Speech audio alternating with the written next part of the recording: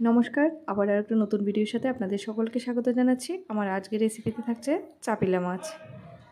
আজ আমি বেগুন আলু দিয়ে চাপিলা মাছের এই রেসিপিটা আপনাদের সাথে শেয়ার করছি। এভাবে বেগুন আলু দিয়ে চাপিলা মাছ রান্না করে খেয়ে দেখবেন, গরম গরম ভাতের সাথে খেতে ভীষণই ভালো লাগে।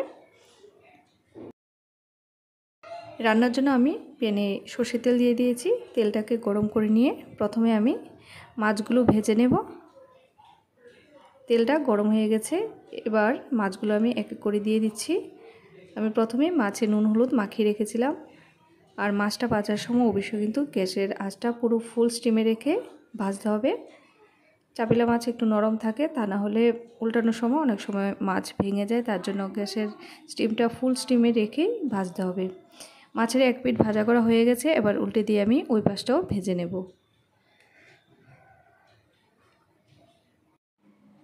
মাছগুলো সব ভাজা করা হয়ে গেছে, এখন নামিয়ে নিতে হবে।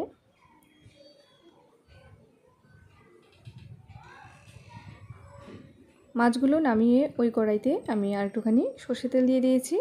তেলটা দিয়ে একদমই অল্প একটু কালো জিরে দিয়েছি। কালো জিরেটা দেওয়ার পর অল্প একটু ভেজে নিতে হবে। এবার এখানে আমি একটা বড় সাইজের পেঁয়াজ কুচিয়ে নিয়েছি, সেই কুচনো পেঁয়াজটা দিয়ে দিয়েছি। পেঁয়াজটা দিয়ে হালকা ব্রাউন কালার হওয়া পর্যন্ত এটাকে ভেজে নিতে হবে। পেঁয়াজটা দেখুন ভাজা করা মোটামুটি হয়ে গেছে। এবার এখানে আমি আলুটা দিয়ে দিচ্ছি। আলুটা এরকম লম্বা লম্বা করে কেটে রেখেছিলাম। তার সাথে পরিমাণ মতো নুন আর হলুদ গুঁড়ো দিয়ে আলুটাকে নেড়ে চেড়ে দিয়ে কিছুক্ষণের জন্য আমি ঢাকা দিয়ে দেবো, যেন আলুটা ভাজতে ভাজতে মোটামুটি সেদ্ধ হয়ে যায়।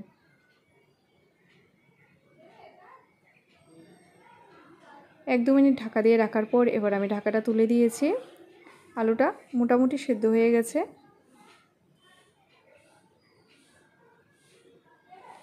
এবার এখানে আমি বেগুনটাও এরকম লম্বা লম্বা করে কেটে রেখেছিলাম, বেগুনটা দিয়ে দিয়েছি। তার সাথে একটা টমেটো কুচি দিয়েছি, কাঁচা লঙ্কা কুচি আর নুন দিয়ে দিলাম।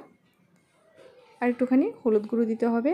এবার কিছু মশলা অ্যাড করছি। মশলার মধ্যে 1 চা চামচ জিরের গুঁড়ো, 1 চা চামচ ধনের গুঁড়ো, 1/2 চা চামচ লঙ্কার গুঁড়ো, 1/2 চা চামচ কাশ্মীরি লঙ্কা গুঁড়ো দিয়েছি। এই সমস্ত কিছু দিয়ে ভালো করে পেঁয়াজটার সাথে মিশিয়ে নিতে হবে।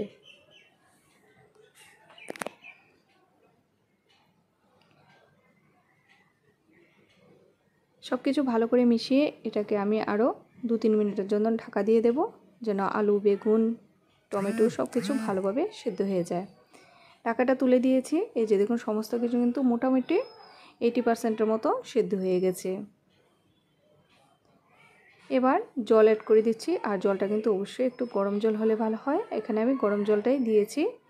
ঝোলের পরিমাণটা আপনারা যে যেমন পছন্দ করেন সেই অনুযায়ী দেবেন। ঝোলটা দেখুন ফুটে উঠেছে। এবার আগে থেকে ভেজে রাখা মাছগুলো তার মধ্যে দিয়ে দিয়েছি। মাছটা দিয়ে ঝোলের সাথে ভালো করে মিশিয়ে নিয়ে আবারও এটা আমি 1 মিনিটের মতো ঢাকা দিয়ে দেব, যেন মাছটা একটু নরম হয়ে যায়। 1 মিনিটের মতো ঢাকা দিয়ে এবার আমি ঢাকাটা তুলে দিয়েছি। আপনাদের কাছে যদি ধনেপাতা কুচি থাকে উপর থেকে আপনারা ধনেপাতা কুচি ছড়িয়ে দিতে পারেন। রেসিপিটা কেমন লেগেছে অবশ্যই জানাবেন। ভালো লাগলে প্লিজ একটা লাইক দেবেন। তাহলে বন্ধুরা আজকের মতো আমি ভিডিওটি এখানেই শেষ করছি। খুব তাড়াতাড়ি আবার একটা নতুন ভিডিওর সাথে দেখা হবে। সবাই খুব ভালো থাকবেন, সুস্থ থাকবেন। ভিডিওটা দেখার জন্য সবাইকে অসংখ্য ধন্যবাদ।